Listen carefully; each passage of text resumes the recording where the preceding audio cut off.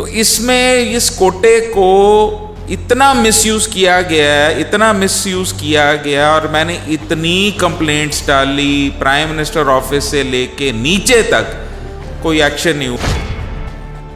पाप से धरती फटी, अधर्म से आसमान, वो राज कर रहा है शैतान।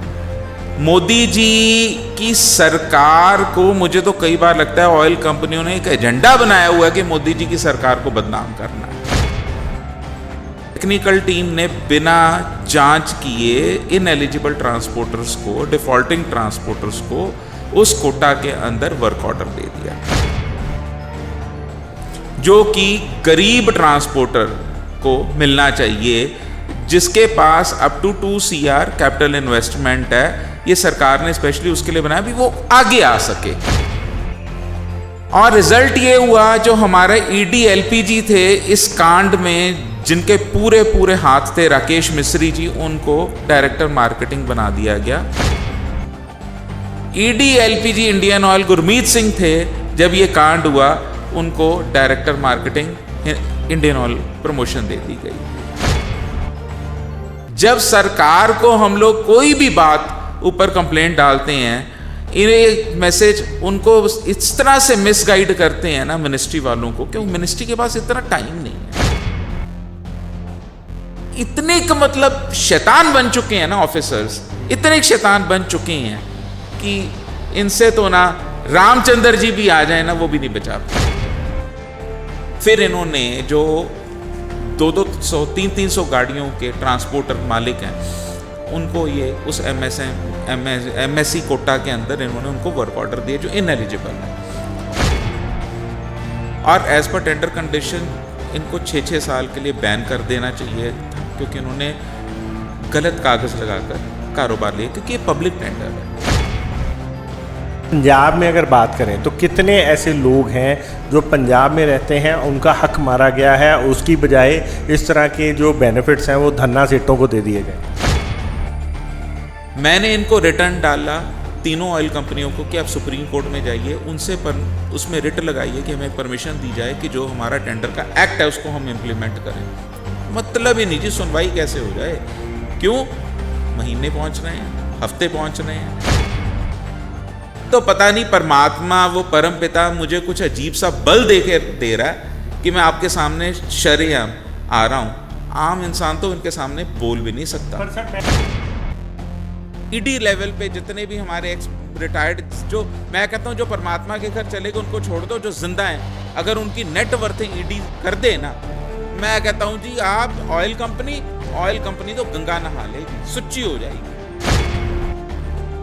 और आप लोगों को ये बेनिफिट मिलेगा। पेट्रोल डीजल की प्रॉफिटेबिलिटी इनकी ऑयल कंपनियों की इतनी बढ़ जाएगी कि सरकार कहेगी रेट कम करो।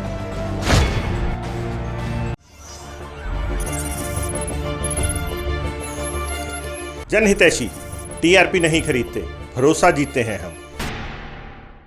नमस्कार, मैं संदीप शर्मा एक बार फिर आपसे रूबरू हो रहा हूँ खास मुलाकात प्रोग्राम में। दोस्तों, केंद्र सरकार द्वारा बहुत सारी स्कीमें निकाली जाती हैं, राज्य सरकारों द्वारा बहुत सारी स्कीमें निकाली जाती हैं कि वीकर सेक्शन को अपलिफ्ट किया जा सके और वीकर सेक्शन को अच्छी स्कीमों की तरह या उनको किसी तरीके का स्पेशल कोई कोटा या कोई स्कीमें ऐसी निकाली जा सकें कि वीकर सेक्शन अपलिफ्ट होके समाज में जो एक अपर सेगमेंट और वीकर जो लोअर सेगमेंट है उनमें बढ़ते गैप को ख़त्म किया जा सके और समानता लाई जा सके।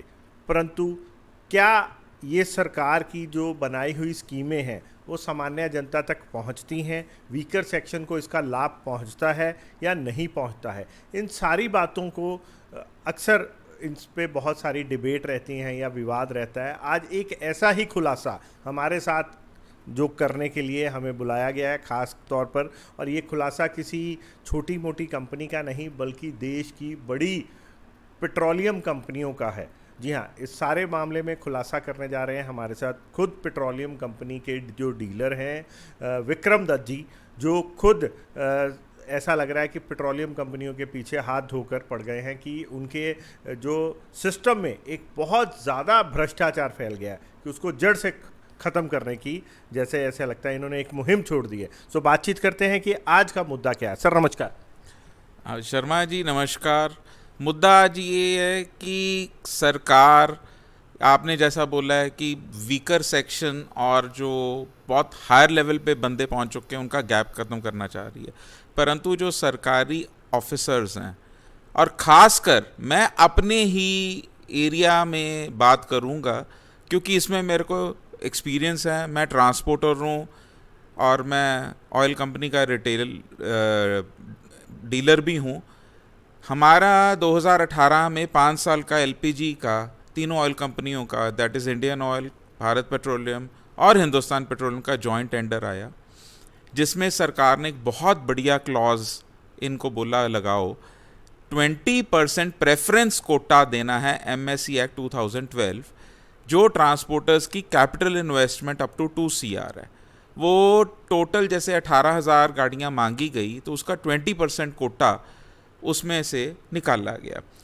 एक तरह से अगर आम जनता की बोली में बोला जाए, जैसे SC/ST एक्ट के लिए कोई कोटा बनता है, वो सिर्फ SC और ST कैटेगरीज के लिए ही बनता है, लेकिन यहाँ पर भी सेंधमारी हुई। जैसे SC/ST एक्ट कोटे में जनरल कैटेगरी का बंदा उसमें घुस जाए, वो सेंधमारी मारी गई। हुआ ये, हमारी टेक्निकल टीम बनती है, तीनों ऑयल कंपनियों का ये इकट्ठा टेंडर होता है, जिसकी अगर आप वैल्यूएशन करें खरबों खरबों खरबों रुपए की है, क्योंकि हम लोगों का जो ये पब्लिक टेंडर है, पब्लिक डोमेन में आता है। ये टेंडर इस तरह से होता है कि हम लोगों ने रिफाइनरी या जो गैस इंपोर्ट होती पोर्ट से, वहाँ से गैस भर के, बड़ी बल्क, आपने देखा होगा सड़क पे जाती गाड़ियाँ जिनको हम बल्क के बड़े कैप्सूल्स टैंक्स कहते हैं, बुलेट्स में भर के उसको बॉटलिंग प्लांट में हमने खाली करना होता है, तो बॉटलिंग प्लांट से फर्दर वो सिलेंडरों में भर के घर घर पहुँचाई जाती है।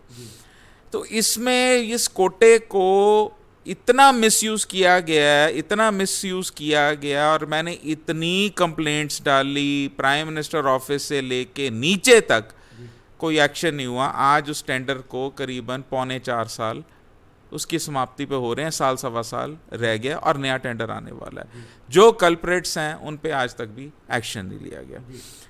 पोजीशन इस एक्सटेंड तक हमारे भ्रष्टाचार की, मतलब क्या कहूँ मैं, वो कहते हैं ना, पाप से धरती फटी, अधर्म से आसमान, वो राज कर रहा है शैतान। मोदी जी की सरकार को, मुझे तो कई बार लगता है ऑयल कंपनियों ने एक एजेंडा बनाया हुआ है कि मोदी जी की सरकार को बदनाम करना है। इतना ये उनको ना गलत रिप्लाईज देते हैं।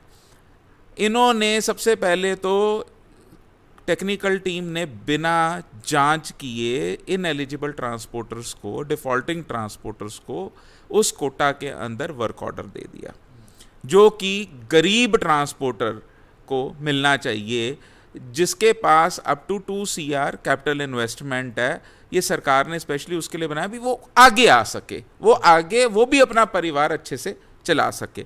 लोगों ने नई गाड़ियां बनाई, बैंकों से लोन लिए, और मुझे तो यहाँ तक पता है, हमारे एक दिल्ली में ट्रांसपोर्टर हैं, उनका नाम नहीं मैं लेना चाहूँगा, उनकी बेटी की शादी नहीं हो पाई क्योंकि उनको टेंडर नहीं मिला। उन्होंने गाड़ियाँ बना ली, बैंक के साथ सेटलमेंट करने के लिए उनको अपनी बेटी के गहने तक शादी के लिए बनाए हुए बेचने पड़े। इस एक्सटेंड तक लोगों ने सफ़र किया, चिट्ठियाँ लिखी, जी आप मेरे से कॉपी सब ले सकते हैं, और इनकी एडमिशन है ये इंडियन ऑयल की, क्योंकि इंडियन ऑयल हमारा तीनों ऑयल कंपनियों का कोऑर्डिनेटर है, ये बाप है तीनों ऑयल कंपनियों का। और रिजल्ट ये हुआ, जो हमारे ईडी एलपीजी थे इस कांड में, जिनके पूरे पूरे हाथ थे, राकेश मिश्री जी, उनको डायरेक्टर मार्केटिंग बना दिया गया, उनको प्रमोशन दी गई। ED LPG Indian Oil Gurmeet Singh थे, जब ये कांड हुआ उनको director marketing Indian Oil promotion दे दी गई। यानी कि बात वही है, राज कर रहा है शैतान। जब सरकार को हम लोग कोई भी बात ऊपर कंप्लेंट डालते हैं, इन्हें मैसेज उनको इस तरह से मिसगाइड करते हैं ना मिनिस्ट्री वालों को, क्योंकि मिनिस्ट्री के पास इतना टाइम नहीं है। मिनिस्ट्री ने पूरा कंट्री संभालना है, इनको ऑयल कंपनियों को भी संभालना है, हमारे हिंदुस्तान की जो ईंधन की ज़रूरत है उसको संभालना है। अब मिनिस्ट्री भी कहाँ कहाँ हाथ डाले। मिनिस्ट्री ने तो वो बात माननी है ना जो इन्होंने फीडबैक देना है। पर ये लोग इतने मतलब शैतान बन चुके हैं ना, ऑफिसर्स इतने शैतान बन चुके हैं कि इनसे तो ना रामचंद्र जी भी आ जाए ना, वो भी नहीं बचा पाएंगे। सर मैं पूछना चाह रहा हूँ, जैसे आपको इसका पता कब लगा कि इस तरह से टेंडर, मतलब ये इसकी एक्चुअल ये टेंडर किस वीकर सेक्शन को मिलना चाहिए था, क्या उसकी टर्म एंड कंडीशन होती है जिसको मिलना चाहिए था, और जो मिला वो किसको मिला?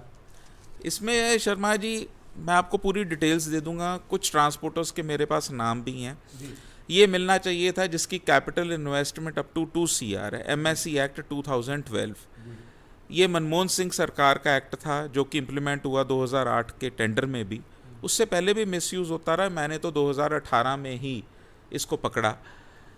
टेंडर की जो इन्होंने वर्क ऑर्डर देने से उससे पहले भी मैंने इनको कंप्लेंट डाली कि इसमें घोटाला, और आपकी जो टेक्निकल टीम है इसको रीचेक करे। इन्होंने मुद्दा सारा डाल दिया MSME मिनिस्ट्री के ऊपर। MSME मिनिस्ट्री ने जवाब दिया है जी इन्होंने वर्क ऑर्डर देने से पहले हमसे पूछा ही नहीं, अपनी मनमर्जी से। रिटर्न मेरे पास सब डॉक्यूमेंट्स हैं और उनकी रिटर्न रिप्लाईज मेल्स आई हुई हैं, ये एडमिशन है इनकी।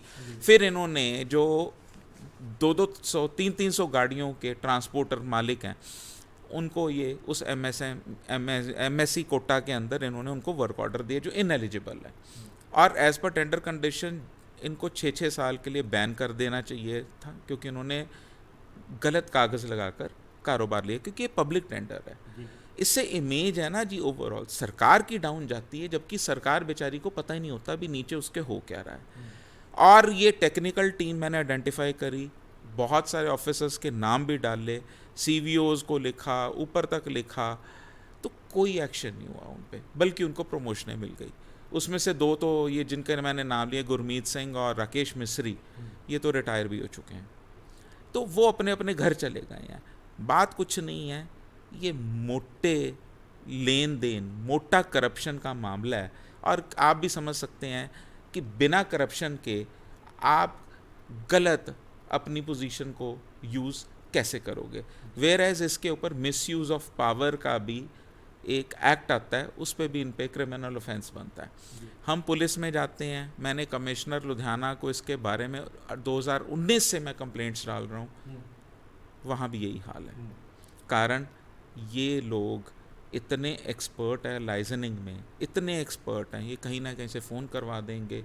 मैंने जैसे बताया ही आपको, कोई MLA, कोई MP, कोई विरला होगा जिसके पास पेट्रोल पंप या गैस एजेंसी नहीं है। इन्होंने अपनी जो हर जगह ना अपने मोहरे करप्शन को, अपनी को बेईमानी को छुपाने के लिए फिट करके रखे हुए हैं। मैं ये पूछना चाहूँगा, पंजाब में अगर बात करें तो कितने ऐसे लोग हैं जो पंजाब में रहते हैं, उनका हक मारा गया है, उसकी बजाय इस तरह के जो बेनिफिट्स हैं वो धन्ना सेठों को दे दिए गए हैं? आप पंजाब छोड़ो शर्मा जी, ऑल इंडिया की बात है। पंजाब में तो 3 ऑयल कंपनियों के गिनती के डिपो हैं। अगर आप पूरे इंडिया का, ये टेंडर था इकट्ठा स्टेट वाइज आया, खरबों खरबों रुपए का ये घोटाला है, खरबों खरबों रुपए का। और इन्होंने डिफ़ॉल्टिंग ट्रांसपोर्टर्स को मौका दिया कि आप कोर्ट में जाइए, कोर्ट से स्टे ले लीजिए। अब मेरे कहा हिंदुस्तान के कितने कोर्ट हैं जिसमें कोर्ट में तो स्टे 1 मिनट से मिल जाती है। जो कोर्टों का हिसाब किताब है आपको पता ही है, कितना बैकलॉग पड़ा है वहाँ पे, उस सुनवाई पे 6-6 महीने की डेटें पड़ रही हैं। मैंने इनको रिटर्न डाला 3 ऑयल कंपनियों को कि आप सुप्रीम कोर्ट में जाइए, उनसे उसमें रिट लगाइए कि हमें परमिशन दी जाए कि जो हमारा टेंडर का एक्ट है उसको हम इम्प्लीमेंट करें। मतलब ही नहीं जी, सुनवाई कैसे हो जाए? क्यों? महीने पहुंच रहे हैं, हफ्ते पहुंच रहे हैं, और इनकी इतनी ज़्यादा मतलब करप्शन है ना, ये तो पता नहीं परमात्मा, वो परम पिता मुझे कुछ अजीब सा बल दे रहा है कि मैं आपके सामने शर्म आ रहा हूँ। आम इंसान तो इनके सामने बोल भी नहीं सकता। पर सर मैं अगर बात करूं तो टेंडर, जैसे अगर इसकी बात करें, वर्क ऑर्डर किसी को भी मिलना था, वो 2 करोड़ वाले को नहीं मिला, 50 करोड़ वाले को मिला। आम जनता को तो इससे कोई नुकसान नहीं हुआ ना। मेन तो ये हुआ कि चलो ठीक है, अब हो सकता है उस 2 करोड़ वाले में कोई लेने नहीं आया, हो सकता है आपने टेंडर भरा हो, आपको नहीं मिला, और आज आप किसी और को मिल गया, कंपटीटर को, आप उस चीज़ में कर रहे हैं। इसकी हम जाँच कैसे करें? ऐसा नहीं है सर, मैं तो एक पैसे का भी सफ़र नहीं कर रहा हूँ, क्योंकि मेरी तो जो गाड़ियाँ सारी उस परमपिता परमेश्वर की कृपा से लग गई हैं। जो डाउन ट्रोडन टेंडरर है हमारा साथी, जिसको वर्क ऑर्डर नहीं बिना जबकि उसका हक था, क्या वो आम जनता नहीं है? वो बेचारा जिसने अपना कहीं घर गिरवी रख के अपनी ज़िंदगी की कमाई दाव पे लगाकर गाड़ियाँ खरीदी हैं और उसने बैंकों से किश्तें करने का वायदा किया है, अल्टीमेटली तो economy of the country suffers. ये आप भी समझते हैं, जब डिफ़ॉल्टिंग होती है बैंकों की रिकवरी आती है। आज बैंकों की हालत क्या है? हमारी कंट्री के बैंक्स इस वक्त, मैं इस पे ज़्यादा खुलासा नहीं करना चाहूँगा क्या हालात हैं, मेरे से ज़्यादा सारी दुनिया को पता है। आज 80 रुपये, 80 रुपये, 81 रुपये पे डॉलर लगा, क्यों लगा है? ये सारी कारगुजारियाँ हैं जिसके कारण ये सब हो रहा है। सफ़र तो आम जनता ही करती है, बिल्कुल आम जनता को सिलेंडर मिलने में कोई प्रॉब्लम नहीं आई, लेकिन जो ट्रांसपोर्टर्स सफ़र कर रहे हैं वो क्या आम जनता नहीं है? वो इंडियन सिटीजन्स नहीं है? आज मुझे तो कोई फ़र्क नहीं है, मेरे तो काम ये करेंगे, मेरे पास तरीका है काम करवाने का, मेरे को अपना हक लेना आता है, मैं अपना हक छोड़ता नहीं हूँ। आज भी मैं लड़ाई लड़ रहा हूँ। इन्होंने आज तक 4 साल हो गए हैं, इन्होंने टेंडर कंडीशंस हमारी पूरी नहीं की, टेंडर के आज तक हमें प्रॉपर रूट्स नहीं दिए। प्रधानमंत्री कहते हैं टेक्नोलॉजी अपनी अटमोस्ट यूज़ करो, ये कर नहीं रहे हैं। हमारे को इन्होंने प्रॉपर अभी तक रूट्स डिफाइन करके नहीं दिए जब तक टेंडर खत्म होने पे आ रहा है। और फिर टोल टैक्स हमारे पेंडिंग पड़े हैं, जो प्रधानमंत्री जी कह रहे हैं, एनजीटी कह रहा है कि minimum use of the paper करो, ये अपने टेंडर कंडीशन में कह रहे हैं जी आप रेट डिफरेंशियल के ना जी पेपर लगाओ तो हम आपको आपका रीइंबर्समेंट कर देंगे टोल डिफरेंस का, जबकि प्रधानमंत्री का ये तो हुक्मनामा नहीं मान रहे। मैं तो कई बार ये भी लिख देता हूँ चिट्ठियों में कि you are befooling the prime minister's office, you are befooling the petroleum minister's office. लेकिन ये जो मेरी चिट्ठियाँ हैं नीचे नीचे रह जाती हैं, ना तो माननीय प्रधानमंत्री तक कभी पहुँची होगी, ना ही पेट्रोलियम मंत्री साहब के सामने कभी ये पहुँची होगी, या ऊपर की जो मिनिस्ट्री के ऊपर की मैनेजमेंट उन तक पहुँची होगी। नीचे ही जो क्लरिकल स्टाफ है, नीचे से ही वो निपटा के वापस भेज देता होगा। हल क्या है इसको?